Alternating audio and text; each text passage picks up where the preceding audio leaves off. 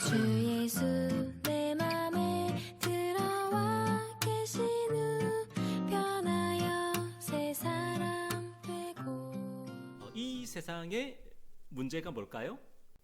통일되지 않는 거죠. 한마디로 말해서 분리되어 있고 나뉘어져 있고 흩어져 있고, 이것이 이 세상의 가장 큰 문제라고 할 수 있는데, 그것을 통일되게 하시고 하나되게 하시는 분이 누구시냐? 바로 우리 예수 그리스도라는 거예요. 그래서 교회는 뭐냐? 교회는 바로 그 그리스도 안에서 통일되는 것이 무엇인지를 가장 먼저 맛보고 이 세상에 보여주는 것이 바로 교회라는 것이에요. 그래서 교회에서 가장 중요한 것, 교회가 가장 힘써야 될 게 뭐냐면 바로 하나 되는 거예요. 우리 모두의 머리 되시는 분이 예수 그리스도이기 때문에 우리가 예수 그리스도를 우리의 머리로 삼고 우리의 머리로 섬기면은 우리는 당연히 어떻게 될까요? 머리가 한 분이시기 때문에 우리는 당연히 통일될 수밖에 없는 거예요. 그래서 우리는 그리스도의 지체인 거죠. 우리가 그리스도의 지체라는 뭐냐면 그리스도 안에서 우리가 지금 어떻게 연합되어 있고 하나 되어 있고 통일되어 있다는 그런 의미를 담고 있는 거예요. 그래서 우리에게 에베소서의 말씀이 바로 그러한 중요한 주제를 다루고 있는 말씀입니다. 예수 그리스도를 통하지 않고는 우리가 하나님의 사랑을 받을 수가 없습니다. 예수 그리스도로 말미암지 않고는 우리가 아버지께로 갈 수가 없는 거죠. 왜냐? 왜 그렇습니까? 우리가 하나님과 어떤 관계에 있기 때문에 우리는 하나님과 맞서 싸우는 관계에 있다는 거예요. 하나님을 대적하는 관계에 있다는 거예요. 우리가. 그 성경에 보니까 뭐라고 나와 있어요? 그러면 성경에 보면은 우리가 하나님과 원수되었다 그래요.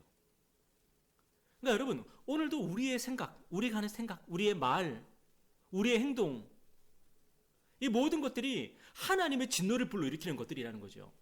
오늘 여러분이 하루를 살았던 것도 한번 생각해 보세요. 여러분이 했던 말들 한번 생각해 보세요. 여러분이 했던 행동들 한번 생각해 보세요. 특별히 우리가 악행을 저지르지 않아도요, 오늘 특별히 내가 잘못한 거 없었는데, 내가 특별히 오늘 잘못한 거 생각 안 나는데, 우리가 그렇게 생각할 수 있는데, 여러분, 하나님 보시기에 우리가 선을 행할 줄 알면서도 행하지 않는 것, 그것도 뭘까요? 그것 또한 하나님의 분노를 촉발시키는 행동이란 말이에요. 길가에 쓰레기가 떨어져 있어요. 쓰레기를 주워야 할 것을 알면서도 불구하고 그 쓰레기를 줍지 않는 것조차도 뭐예요? 하나님 보시기에 하나님이 분노하실 만한 행동이죠. 옆에 어떤 이가 힘들고 지쳐 있는데 그 사람을 위로하고 그 사람에게 격려를 해줘야 되는 거 알면서도 나를 위해서, 나의 시간이 아까워서 나를 위해서 그 사람에게 어떤 선한 말과 좋은 말, 위로의 말도 건네지 않고 외면하고 돌아왔어요. 이것 또한 하나님 보시기에 뭘까요? 하나님의 분노를 촉발시키는 행동이죠. 그러니까 우리가 적극적으로는 우리가 악행을 하고요, 소극적으로는 우리가 선을 행하지 않는단 말이에요. 그렇기 때문에 하나님이 도대체 우리를 어떻게 보셔야 되는 거죠? 하나님이 도대체 우리를 어떻게 보셔야지 우리를 사랑하실 수 있을까요? 딱 한 가지 방법밖에 없어요. 하나님이 우리를 보실 때에 하나님의 아들을 통해서 우리를 보시는 거예요. 하나님은 그렇게 하셔야만이 우리를 사랑하실 수가 있어요. 네, 여기서 우리가 오해하면 안 되죠. 그죠? 하나님이 나를 미워하셔? 우리가 이렇게 나가면 안 되고, 하나님은 우리를 미워하실 수가 없어요, 사실은. 왜냐? 우리를 지으신 분이기 때문이에요. 여러분, 하나님은 우리를 창조하신 창조주 하나님이십니다. 우리 아버지시잖아요. 여러분, 본질적으로 우리가 예수를 믿든 안 믿든 간에 예수 믿는 사람도 하나님이 만드셨고 예수 안 믿는 사람도 하나님이 만드신 거예요. 하나님이 어떻게 우리를 미워하실 수가 있겠습니까? 그런데 하나님이 우리를 미워하시고 증오하시고 우리에게 적대감을 느끼시는 이유가 뭐냐? 우리 안에 무엇 때문에? 죄 때문이라는 거예요. 우리의 부패 때문이라는 거예요. 그래서 하나님이 우리를 가까이 해줄 수가 없는 거죠. 자, 하나님은 우리를 어떻게 하고 싶은 거예요?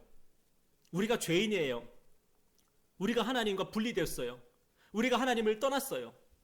누가복음 15장에 보면은 그 탕자 이야기가 나오잖아요. 여러분, 우리는 죄인이에요. 우리는 하나님을 떠났어요. 우리 안에는 부패한 냄새, 썩은 내가 막 진동을 해요. 우리 삶에는.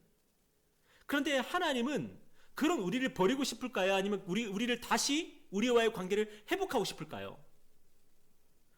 하나님은 우리와의 관계를 회복하고 싶은 거예요. 그러니까 우리가 하나님에 대해서 어떤 감정을 갖고 있는지 상관없이 하나님은 우리를 사랑하실 수밖에 없죠. 왜냐하면 하나님이 우리를 창조하셨으니까.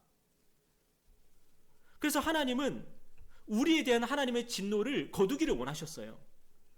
다시 우리를 받아들이기를 원하셨어요. 우리를 다시 자녀로 삼기를 원하셨어요. 그런데 이것을 하기 위해서는 뭐를 해야 되죠? 우리의 죄를 어떻게 해야 되죠? 용서해야 되잖아요. 그죠?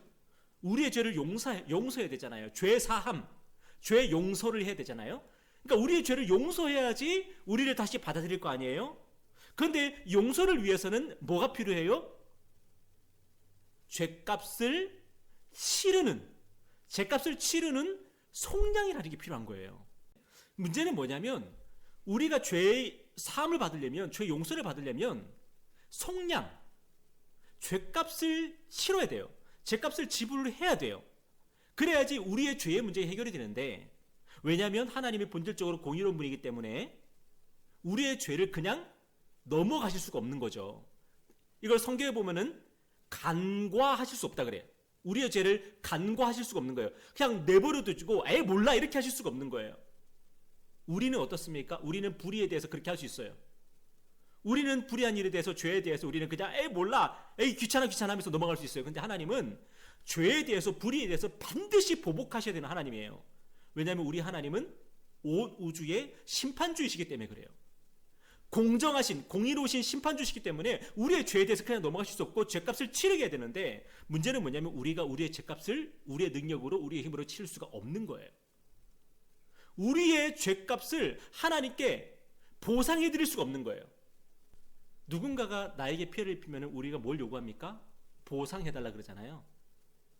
근데 우리가 악을 행하고 우리가 선을 외면했을 때, 그때 우리는 누구한테 죄를 짓는 거면 궁극적으로 하나님께 죄를 짓는 거죠. 그래서 다윗이 밧세바와 간음했을 때 하나님께 뭐라고 고백했어요? 제가 오직 하나님께만 범죄했습니다 그러죠. 그러니까 사람한테 범죄 안 했다는 얘기가 아니라 나의 죄가 궁극적으로 하나님께 대한 범죄라고 하는 그 강조거든요. 내 죄는 지금 내 앞에 있는 사람에게 욕을 했지만 내가 욕한 것은 그 사람의 마음에 상처를 준 것뿐만 아니라 궁극적으로는 하나님의 마음에 상처를 준 거예요. 하나님의 분노를 촉발한 거란 말이에요. 죄는 그렇게 우리가 이해를 해야 되는 건데, 근데 문제는 뭐냐면 하나님께 우리가 어떠한 보상도 해드릴 수가 없는 거죠. 우리나라에서 가장 부자가 누군지 모르겠지만 그 사람이 자기의 전 재산을 가지고 하나님께 나아가도 자기의 죄에 대해서 쌀 한 톨만큼의 죄도 그는 하나님께 보상해 드릴 수가 없어요. 근데 너무나도 감사한 게 뭐냐면 하나님이요, 우리 하나님은 어떤 분이에요? 선하신 분이죠. 얼만큼 선하신 분이냐면 하나님은 무한하게 선하신 분이에요.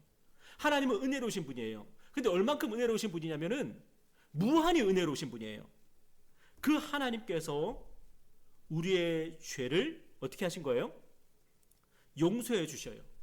근데 어떻게 용서해 주셔요? 하나님의 선하심과 하나님의 인자하심으로, 하나님의 은혜로 우리의 죄를 용서해 주시는 거예요. 자, 그런데 중요한 건 뭐냐면 우리의 죄를 용서하실 때 우리에게 보상을 원하지 않으신다? 원하지 않으신다는 거예요. 왜 그렇습니까? 처음부터 우리는 하나님께 어떠한 보상도 해드릴 수가 없는 겁니다. 하나님이 기뻐하실 만한 행동, 기뻐하실 만한 언어, 기뻐하실 만한 생각을 우리는 할 수가 없는 겁니다. 무능한 사람들인 거죠. 그래서 하나님은 처음부터 우리를 용서하실 때에 하나님의 선하심과 인자하심으로, 하나님의 은혜로 우리를 용서하시기를 작정하셨어요. 우리에게 어떤 요구도 하지 않으시는 거예요. 네, 그런데 중요한 게 뭡니까? 우리에게는 아무것도 원하지 않으셨지만 하나님은 죄에 대해서 아무것도 원하지 않으실 수가 없는 거죠. 그렇다면 하나님은 불공정한, 요즘 우리 사회의 화두가 공정 아닙니까? 공정? 하나님은 불공정한 분이 될 수밖에 없기 때문에 하나님은 이 죄의 죄값을 어떻게든 치르게 해야 되는데 누가 이 죄값을 치르셨습니까? 바로 예수 그리스도께서 우리를 대신해서 우리의 죄값을 치르신 거예요. 근데 왜 예수 그리스도께서 우리의 죄값을 치르셨습니까? 그분은 하나님이 원하시는 그 보상을 할 수 있는 분이기 때문에 그렇습니다. 하나님이 기뻐하시는, 하나님 보시기에 이거는 정의다, 이거는 공의다, 이거는 정말 의로운 거다 하실 수 있는 생각과 말과 행동과 그리고 우리의 죄값을 치르는 죽음을 완벽하게 보상으로 하나님께 드릴 수 있었기 때문에 예수님께서 이 땅에 오셔서 우리의 죄를 뭐 하신 거예요? 속량하신 거예요. 죄값을 대신 치러주신 거예요.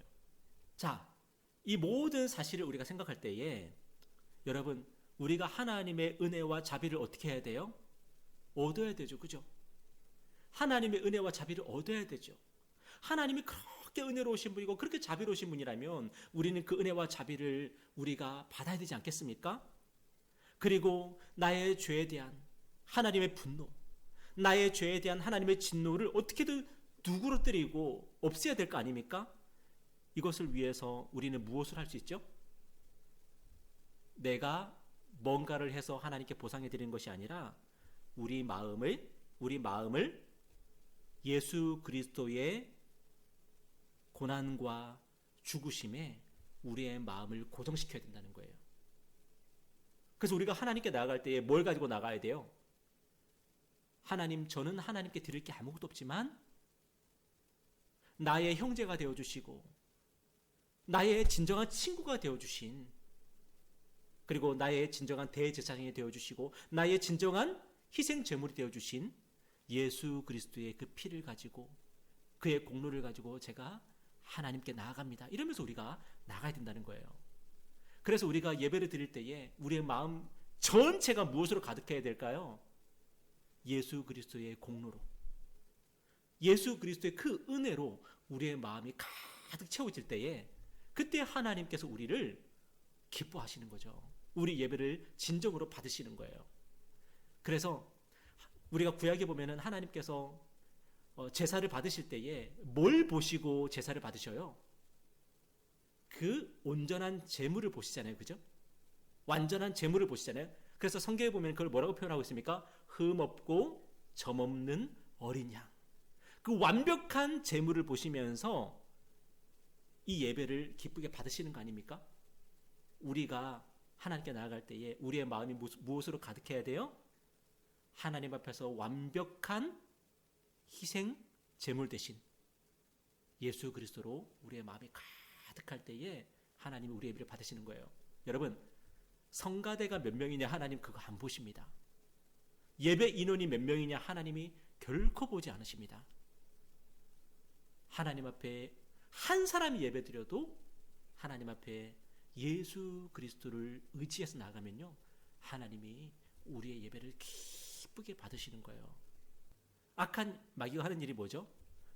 악한 마귀의 가장 교활한 술책은 뭡니까? 우리가 우리의 죄의 문제를 해결하기 위해서 내가 직접 하나님께 뭘 해야 된다라고 생각하게 만드는 거예요. 그래서 우리가 우리의 죄의 문제를 해결하기 위해서, 그리고 하나님과의 관계의 문제를 해결하기 위해서 우리가 뭘 하게 만들어요? 내가 매일 성경도 열심히 하고, 내가 기도도 열심히 하고, 내가 전도도 열심히 하고, 내가 예배도 절대로 빠지면 안 되고, 이런 식으로 우리가 하나님 앞에서 내가 뭔가를 하면서 하나님과의 관계를 회복할 수 있고, 내가 뭔가를 해야지 내가 하나님과 더욱더 친밀하게 내가 관계를 맺을 수 있다라고, 그렇게 자꾸만 악한 마귀는 그걸 믿게 만든다는 거예요. 결국은 이 세상이 어떻게 되죠? 교회가 어떻게 되죠? 교회가 영광이 없어요. 교회가 소망이 없어요. 그리고 성도들이 전부 어떻게 됩니까? 맨날 실패한 사람들 같아. 맨날 오늘도 실패자고. 물론 우리가 죄인인 건 맞지만, 우리가 허구한 날 죄 짓는 건 맞지만, 왜 그렇게 우리는 성도의 영광과 구원받은 자로서의 감격을 맛보지 못하고 허구한 날 그렇게 살아가게 될까요? 왜냐하면 내가 예배를 오늘도 잘 드려야지 하나님께서 은혜와 복을 주신다고 생각을 하니까 그래요. 내가 오늘도 뭔가를 해야지 하나님께서 복 주시고 하나님께서 은혜도 주시고 한다고 생각하기 때문에 그래요.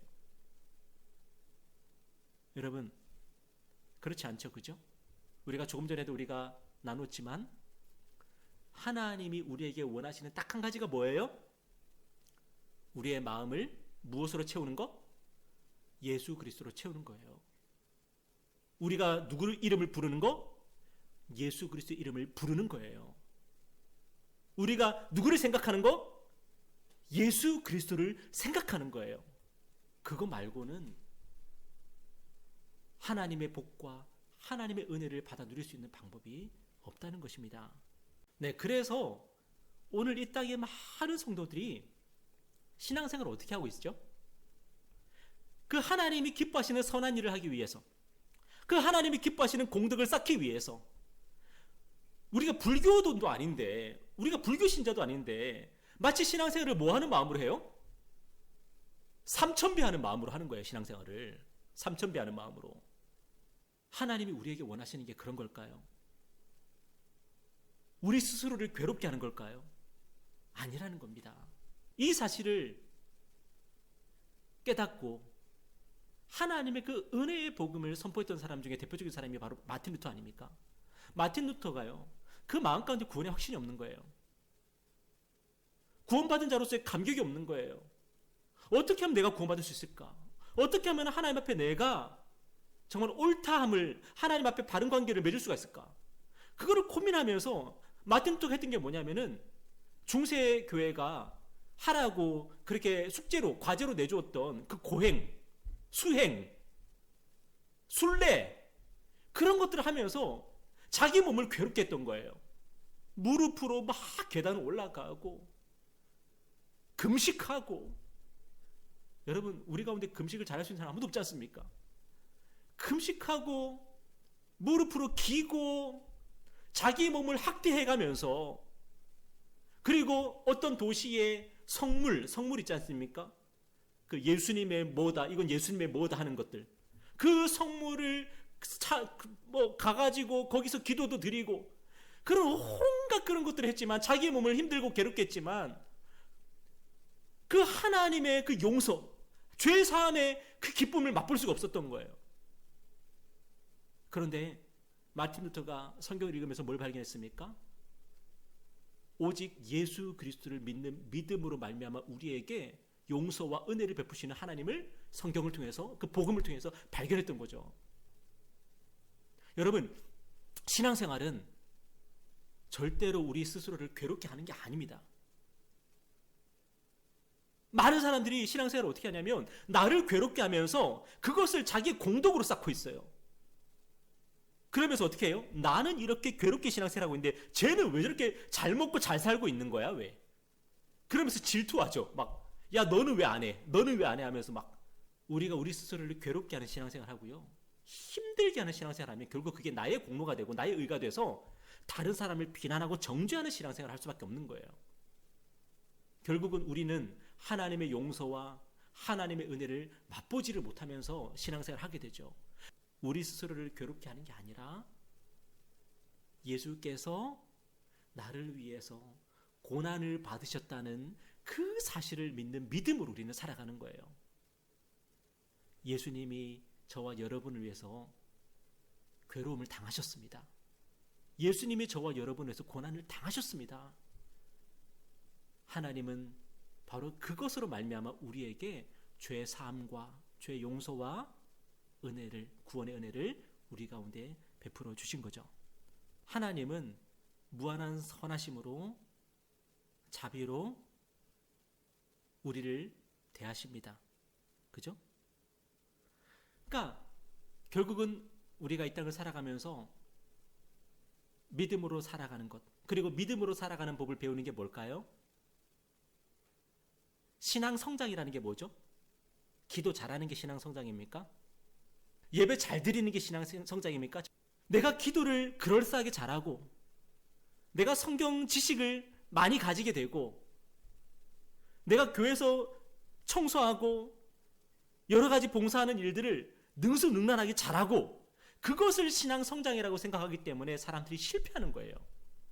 여러분, 신앙 성장이 뭡니까? 진정한 신앙의 성장이 뭐냐면 나의 의를, 나의 공로를 예수 그리스도 안에서 발견하는 법을 배우는 거예요. 아침에 일어났을 때에 하나님이 나를 사랑하신다는 그 믿음의 고백이 막 터져 나오는 거죠.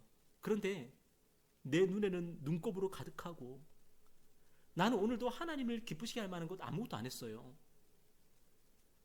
어제 하루를 생각할 때 어제 나의 하루는 결코 하나님의 어떤 영광에 합당한 그런 삶은 아니었거든요. 그런데 아침에 일어나면서 기쁘고 감사한 거예요. 근데 이것이 어떻게 가능하냐면 아침에 일어날 때에 예수 그리스도 이름을 불러보는 거예요. 예수 그리스도를 생각하는 거예요. 내가 예수 그리스도와 연합되어 있다는 그 사실을 믿음으로 고백하고 선포하는 거예요. 나의 의를 예수 그리스도 안에서 발견하는 그 법을 배우고 연습하고 내가 아무리 부족하고 연약하여도 내가 아무리 가난하여도 내가 아무리 직장이 변변치 못하고 우리의 가정이 엉망이고 내 삶에 뭔가 되는 일이 없어도 하나님이 나를 사랑하신다는 그 사실을 어디서 발견하는 거냐면 내 사업이 잘 되는 데서 발견하는 게 아니에요. 내가 건강하다는 이 사실에서 하나님의 사랑을 발견하는 게 아니에요. 내가 주식에 투자했는데 대박이 났다는 사실에서 하나님이 나를 사랑하시는구나 이렇게 발견하는 게 아니란 말이에요.